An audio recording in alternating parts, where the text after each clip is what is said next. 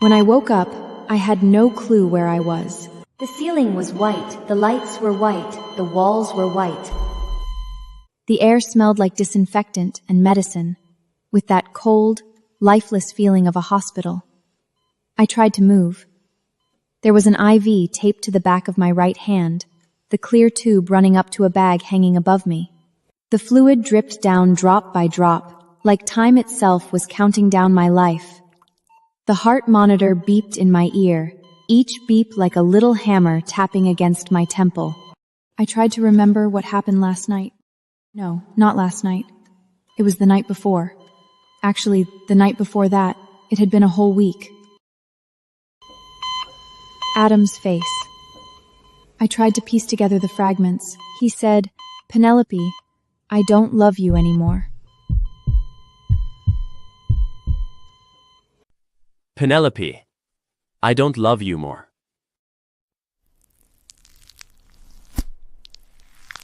He said it while he was eating the birthday cake I'd made him.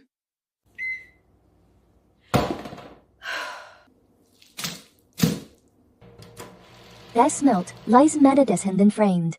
It was a 6-inch strawberry cake that had taken me all afternoon. I'd baked the sponge 3 times before getting it right. The first was too dry, the second too wet, the third just perfect. I whipped the cream for 15 minutes until it was light and fluffy. I sliced the strawberries thin and pressed them around the sides, like a little red dress. I stood in the kitchen, looking at that cake, and thought, I did it. The perfect cake. The perfect birthday. The perfect fiancé. Then Adam showed up. He sat down and took the first bite. He chewed a few times, swallowed, and then he said it. Not, "I love you." Not, "Thank you for making such a beautiful cake." It was, "Penelope, I don't love you anymore." I sat across from him and watched him finish the whole thing, bite by bite. He didn't look at me.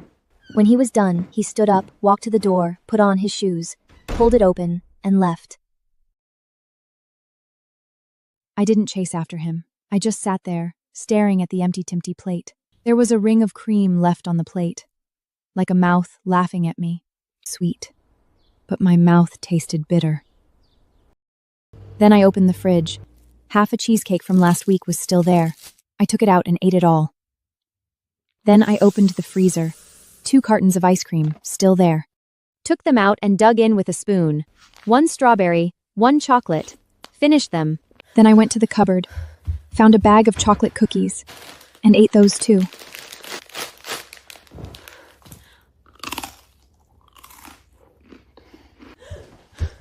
And then I threw up. Not on purpose. My stomach just couldn't take it. After I threw up, I ate again. For 7 days straight. I ate nothing but sweets, nothing else. Cake, cookies, ice cream, donuts, macaroons, pudding, you name it. But I didn't want to stop, because if I stopped, I'd think about Adam, and if I thought about him, it would hurt. And that hurt, it wasn't my stomach, it was my heart. It was the kind of pain you feel when someone reached into your chest and ripped something out. On my second day in the hospital, my primary doctor, Dr. Patel, stood by my bed with a clipboard, her face serious. Penelope, do you know what condition you were in when you arrived? Not really. Your blood sugar was 3 times what it should be. Your pancreas was acutely inflamed. Your stomach lining was severely damaged. If you keep eating like this, you will die. I didn't say anything. The sunlight outside was bright, hitting the white sheets and making me squint. I looked into her eyes. Do you want to die? I don't know. Dr. Patel was quiet for a few seconds. She did something doctors rarely do. She got down to my level. Penelope, I've seen a lot of people hurt themselves over a breakup. Some cut their wrists, some jump off buildings, some take pills. You're the first person I've ever met who ate so much whipped cream she landed in the hospital. You know what that means? That I'm crazy. It means you're a pastry chef.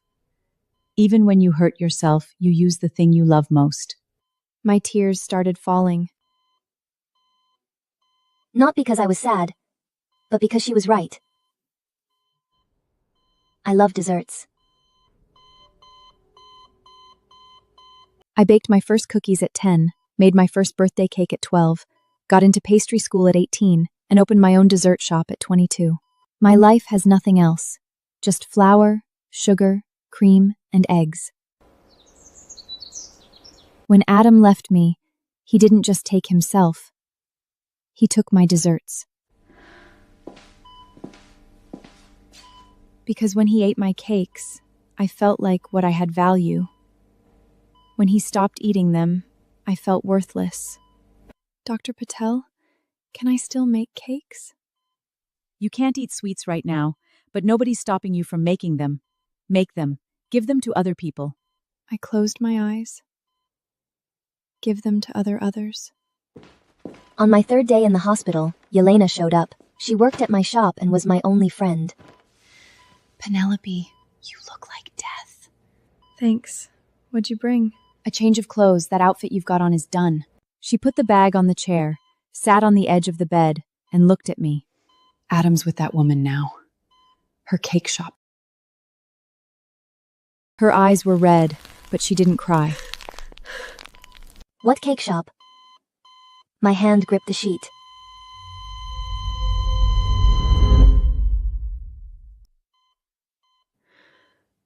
What cake shop? His new girlfriend opened a cake shop. It's called La Dolce Vita. You haven't heard of it? No. But I knew Adam didn't know how to bake. He had to look up how to boil an egg. He found a pastry chef, a woman who makes cakes. He didn't want me anymore. He wanted someone who does the same thing I do. Not because he fell in love with someone else, but because he fell in love with my job. But that person wasn't me. Yelena handed me her phone. See for yourself. On the screen was La Dolce Vita's Instagram page. The profile picture was a perfect strawberry cream cake. The latest post was a photo with the caption, "Every cake is a gift of love." In the comments, Adam's profile was the first one. "This is the best cake I've ever had." My heart felt like someone was squeezing it, not pain, just a suffocating tightness. The kind where you can't breathe. Yelena, take the phone away. No. You look at it. That woman is not worth you hiding in here. Your cakes are 1,000 times better than hers. How do you know? Because I've eaten your cakes. And I've eaten hers.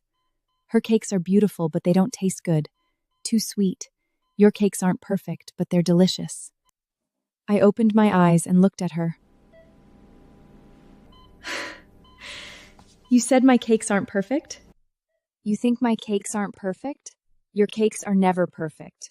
Your chiffon cakes collapse all the time. Your frosting sometimes uneven. Your strawberry slices are thick in some places, thin in others, but they taste good. Really good. I was stunned. No one had ever said that to me before. Everyone always praised my cakes for being beautiful, perfect, flawless. But Yelena was telling the truth. My cakes really aren't perfect. Those imperfections, I'd always tried to hide them.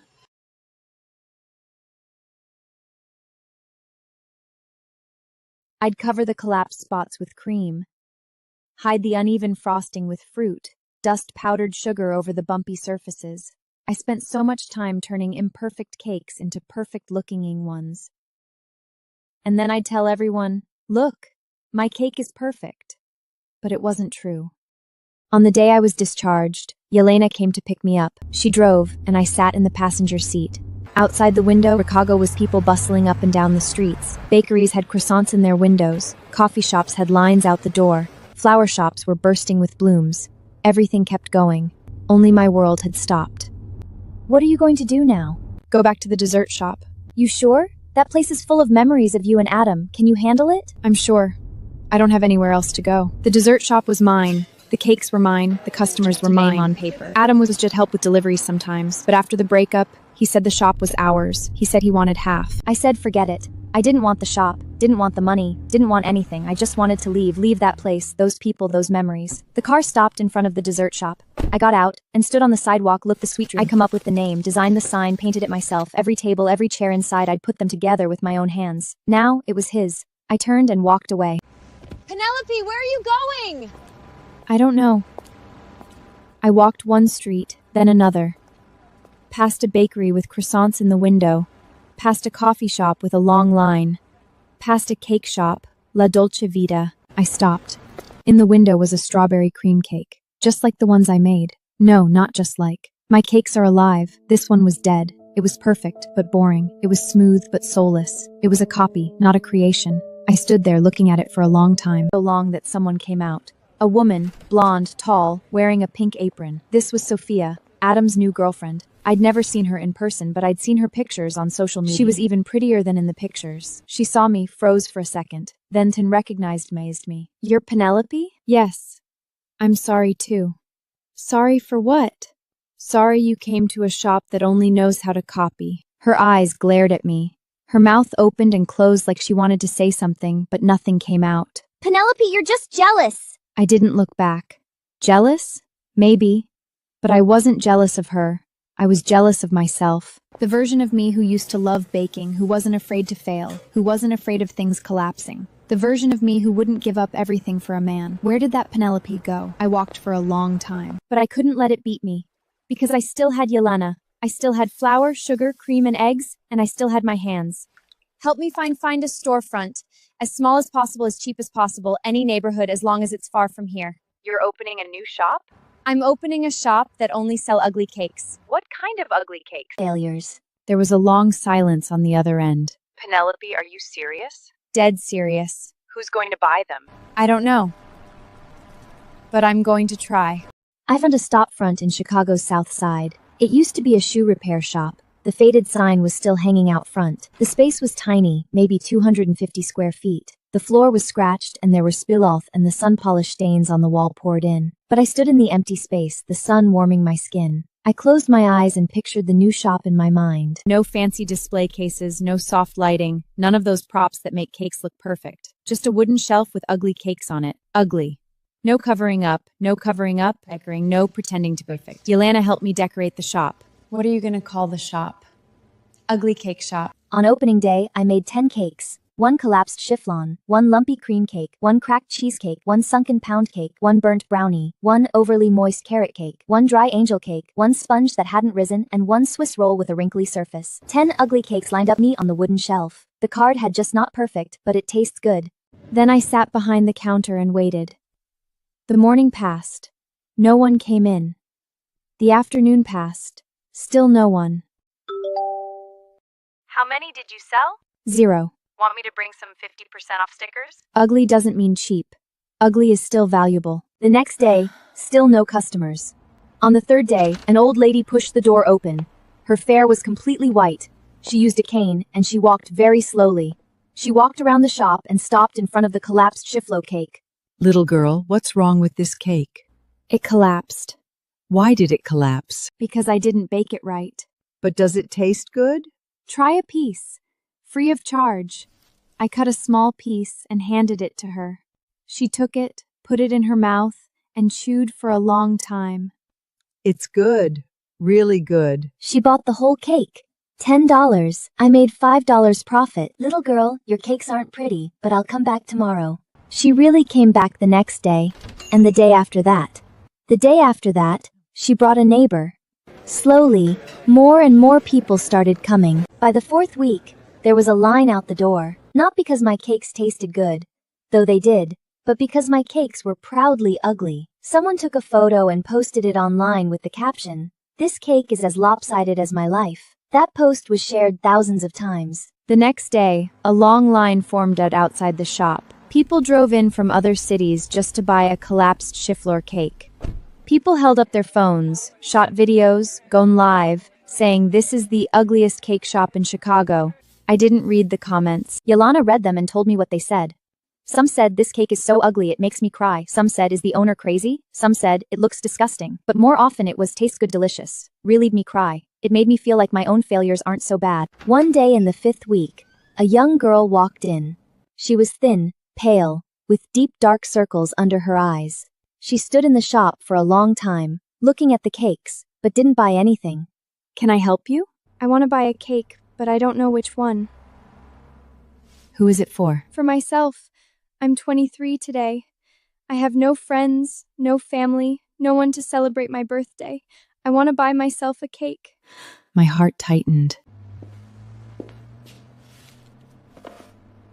No charge. Happy birthday. Why no charge? Because you deserve a birthday that doesn't cost anything. She took the box, hugged it to her chest, and cried. After she left, I stood behind the counter for a long time. I thought about my own 20th birthday. Adam was still around back then. He bought me a cake, not homemade, from the grocery store. It said happy birthday in crooked letters. But I was so happy. Because someone remembered. Now, that girl had no one who remembered. But I remembered her. I won't forget her. I won't.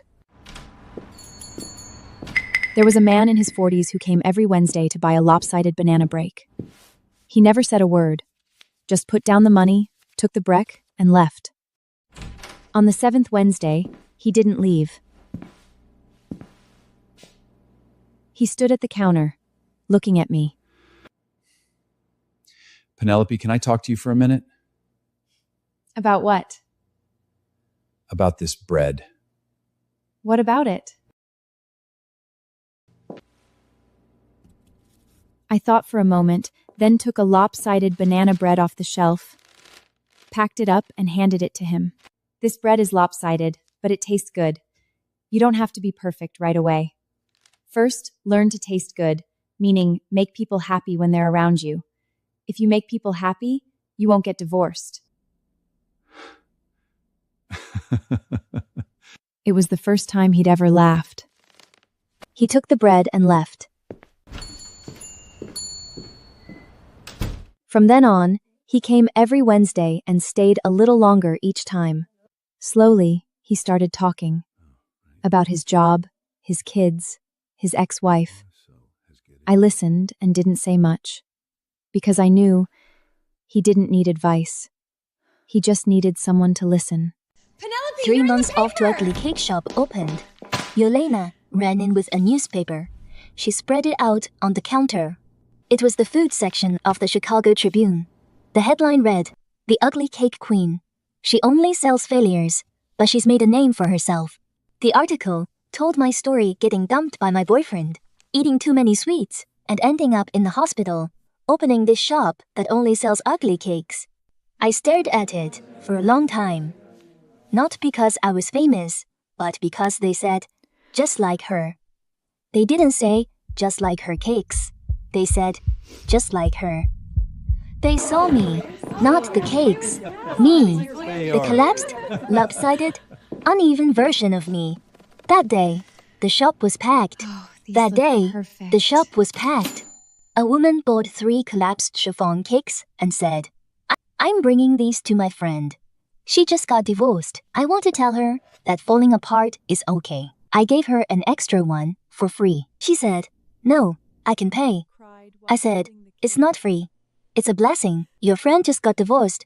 She needs a blessing. She cried while holding the cake. Couldn't handle helping out at the shop after just a month. Not because it was too busy, because there were too many people. Penelope, you need to hire someone. Hire who? Hire me. I'm not going back to the old shop. I'm staying here. The old shop was Sweet Dream Workshop. After Adam took over, business tanked, and fewer customers came. There's no soul there anymore. When you left, the soul left. All that's left is an empty shell. I let her stay. She helped me with the cash register, with packing boxes, with greeting customers. I was in charge of making the cakes. Ugly cakes. One after another. Collapsed, lopsided, lumpy. One day, a food blogger came. She had 500,000 followers and specialized in visiting Chicago's hidden dessert gems. She stood in the shop, looking at the ugly cakes, pulling out her phone to take picture after picture. She bought a collapsed chiffon cake, took a bite, and her expression changed. How did you do this? So ugly, yet so good. Because I've been baking for over a decade. I know the race pretty can be done with molds and scrapers and spray guns. Ugly can't. Uglies on instinct. That night, she posted a long review, saying it was the best cake she'd ever eaten. Overnight, my shop blew up. 3 days after I got famous, Adam showed up. He was alone, without Sophia. He stood at the door wearing the gray coat I'd given him. His hair was thinner than before, and there were dark circles under his eyes. He pushed the door open, walked in, looked around at those crooked cakes. His mouth twicked, but he didn't smile. Penelope, we need to talk. About what? About us. There is no us anymore. You left us back at your shop. I was wrong. I shouldn't have been with her. She was just a substitute for you. I looked into his eyes. Those eyes I'd looked into for 4 years. There was a time when looking at them made my heart race. Now I felt nothing. Not hate, not resentment, not deliberate coldness. It was true, total, utter indifference. Like looking at a stranger. Adam, you didn't come here to get back together. You came here to find yourself. You didn't know who you were when you were with me, and you still don't know now that you're gone. The person you need to find isn't me, it's yourself. Penelope, can you forgive me? I forgive you, but forgiveness doesn't mean starting over. It means I can let go. This is for you. No charge. He took it, opened the box, and saw the little card. His hand paused. His lips moved a few times, but he didn't say anything. He held the cake, turned, and walked away. The doorbell jingled, and he disappeared around the corner.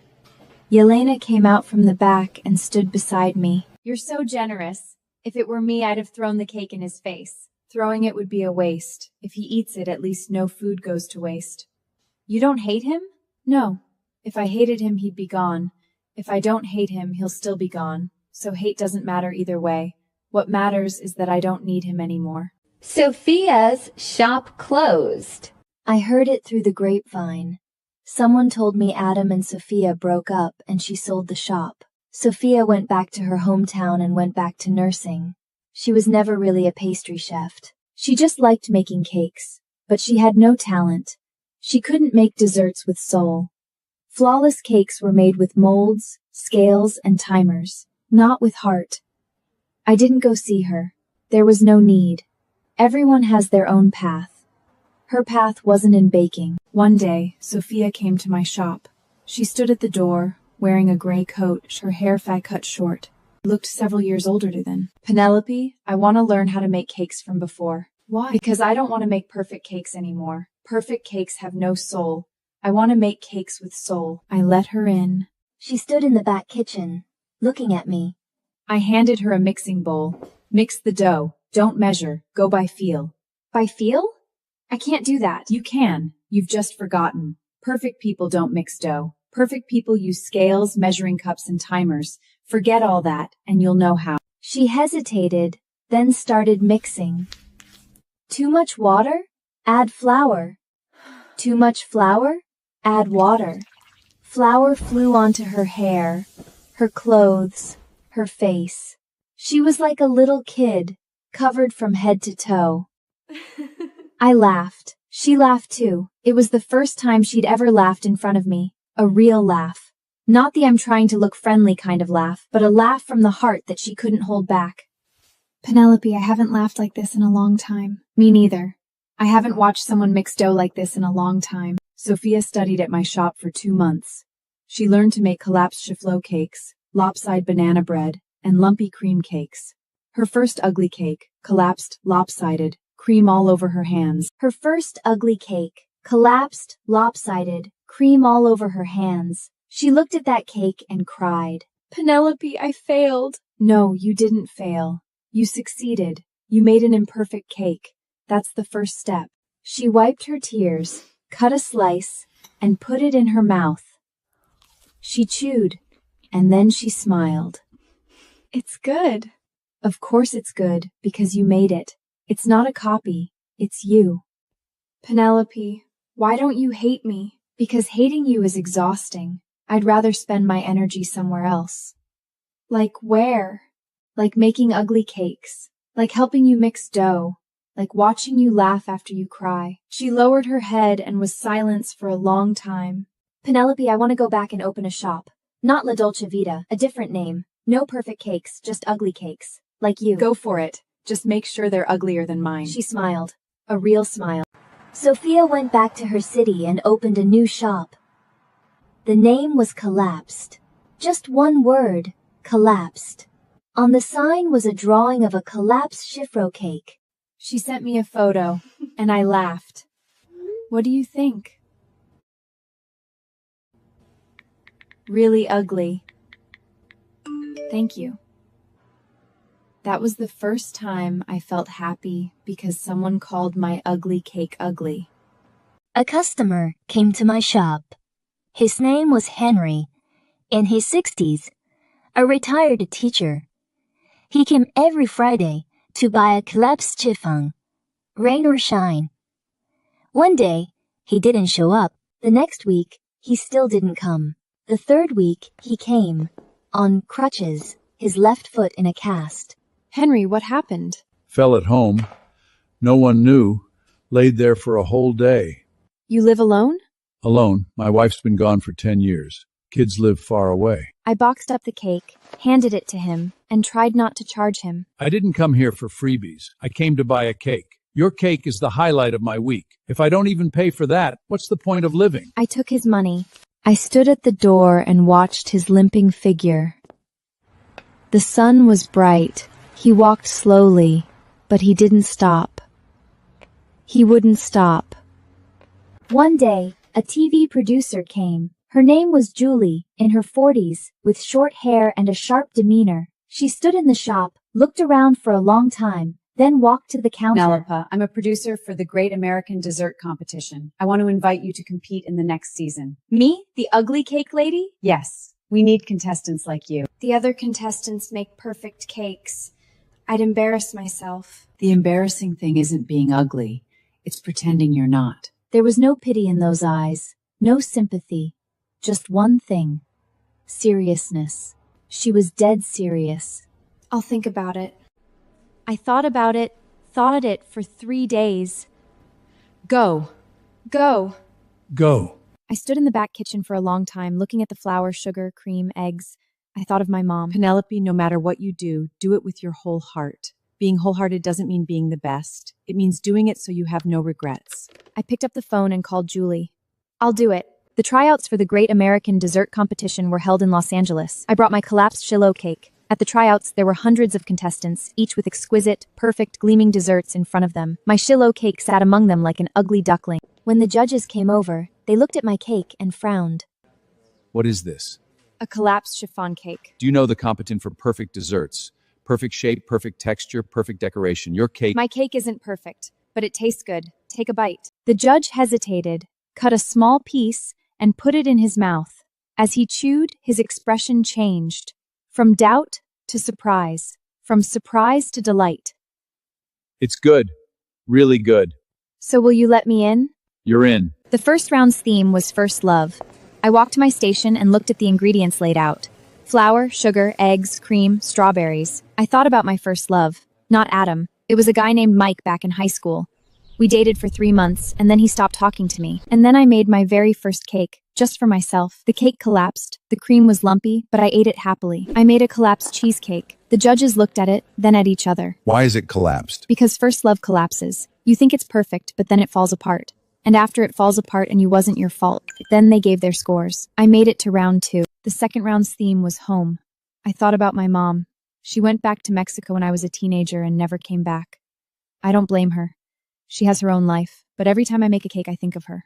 The first thing she taught me wasn't how to crack eggs or sift flour, it was how to mix dough, using the temperature of your hands to feel the moisture of the dough. Using the temperature of your hands to feel the moisture of the dough. Not measuring cups, not scales, just your hands. The bread came out lopsided, higher obled y side. I dribbled caramels on the lower side and sprinkled... Why is it lopsided? Because home is lopsided.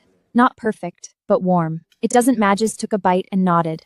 I made it to round 3. The third round's theme was failure. The other contestants' foals. Failure? How do you compete on failure? I made a collapsed souffle. The souffle puffed up high in the oven, and then, when I took it out, it collapsed into a flat disc. I put it on a plate, dusted it with powdered sugar, and topped it with a single strawberry. This is failure? Yes. Souffle is the hardest dessert to make. It fails easily, but even failure can taste good. Take a bite. The judge cut a piece and put it in her mouth. She chewed for a long time. This is the best souffle I've ever had. Not because I'm so great, but because I know that failure isn't the end, it's another kind of beginning. Before the finals, I couldn't sleep. Not because I was nervous, but because I missed my mom. I called her. She was in Mexico, where it was daytime. Penelope, what's wrong? Mom, I'm competing. The finals. What competition? A cake competition. You need a competition to make cakes? You've been good at it since you were little. Mom, will you come? There was a long silence on the other end. Penelope, I don't have money for a plane ticket. I'll buy it for you. Come, I want you to watch me make a cake. Okay. On the day of the finals, I stood backstage and saw my mom. She was sitting in the third row of the audience, wearing a red sweater, her hair pinned up. She looked much older than the last time I'd seen her. She waved at me. The finals theme was self. The other contestants made elaborate chocolate sculptures, fondant flowers, pulled sugar. I made a cake. Not collapsed, not lopsided, just messy. The cream was uneven, the sponge showed through, the fruit was cut into irregular pieces. But on top of the cake, I drew a cream flower, crooked and wobbly, like something I'd have drawn as a kid. Judges looked at the cake without saying a word. They took a bite, chewed for a long time. You win. I stood on the winner's podium, holding the trophy. People in the audience were clapping. Some were crying. My mom was in the front row laughing and crying. Mom, this is yours. Mine? You taught me to mix dough without a scale, to use my hands. You taught me that making cakes isn't a competition, it's about joy. She cried, like when I was little. After the competition, I went back to Chicago. The shop's business got even better. People came from other countries, from other continents. Penelope, your cake saved me. It wasn't the cake, it was the imperfect part of you. It's always been there, you just didn't know it could be accepted. A girl flew in from Los Angeles, bought a collapsed Shiflo cake, stood outside the shop and ate it while crying. Thank you for showing me that imperfect can still be good. You were always good. Not because you're perfect, because you're you. I put the trophy in the most inconspicuous corner of the shop. Not out of pride, as a reminder. A reminder that winning doesn't mean being perfect.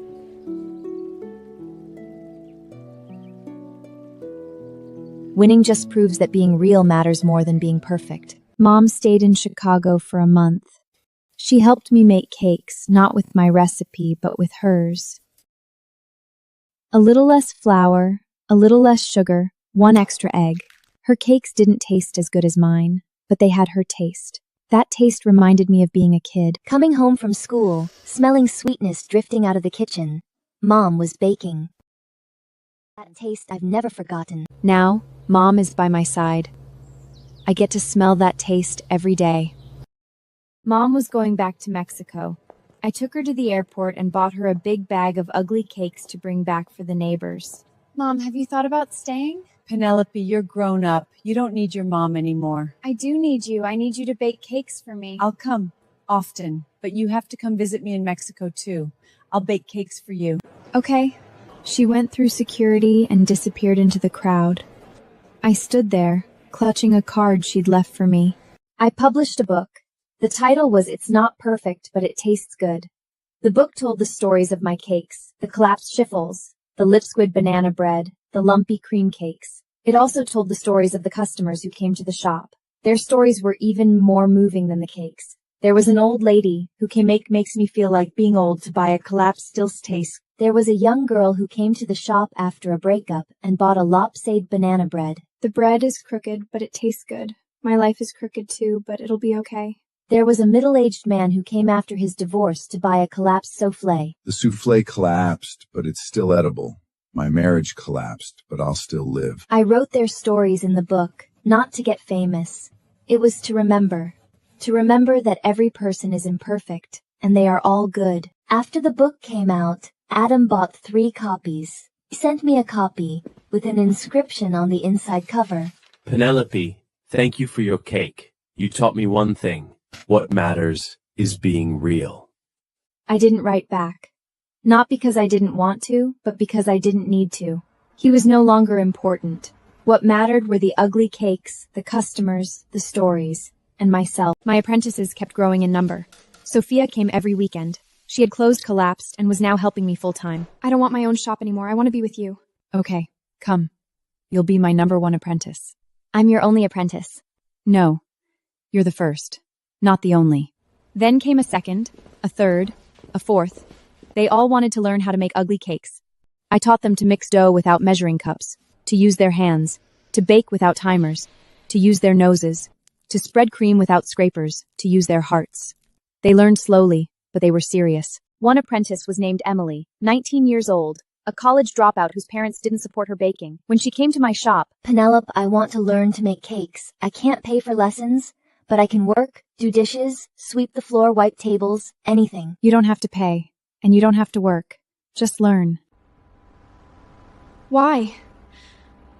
Because there's something in your eyes. The same thing I had back in the day. What thing? The refusal to give up. She studied at my shop for 6 months. Her cakes were so ugly that sometimes even I thought they were too ugly. But they tasted good. Really good. 6 months later, she opened her own shop. The name was Too Ugly. I went to her opening and gave her a collapsed shiklo cake. Thank you, Master. Don't thank me. You deserve it. Ugly Cake Shop became more and more famous. Someone wanted to invest and have me open a chain.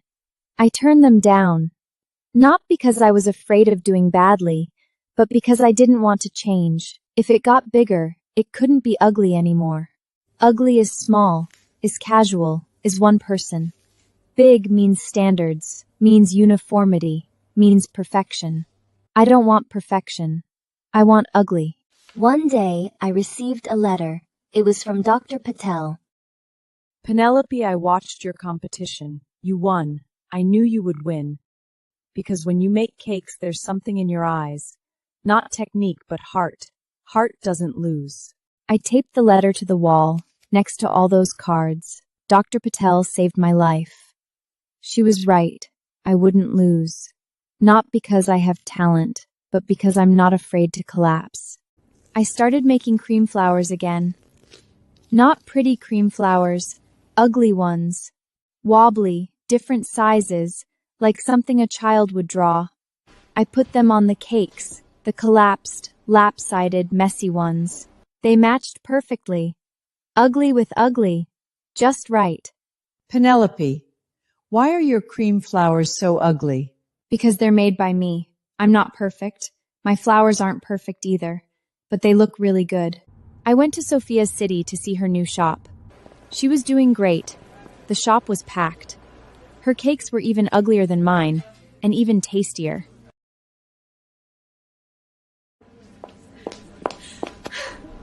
Penelope, I did it. You did it a long time ago. You just didn't know it. She cried. She hugged me and cried for a long time. The people around us stared, not knowing what was going on. They didn't know that we used to be romantic rivals, used to be competitors, used to envy each other. Now we were friends, teacher and student, family. I live alone in a small apartment in Chicago's old neighborhood. The cat is a strain I took in, orange, chubby, named Calypso, because his face is crooked. Someone said the cat was ugly. He's not ugly. He's just special. Calypso lies on my lap every day, purring.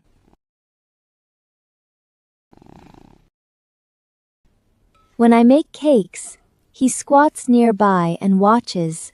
He doesn't eat them, but he watches. After watching for a while, he falls asleep.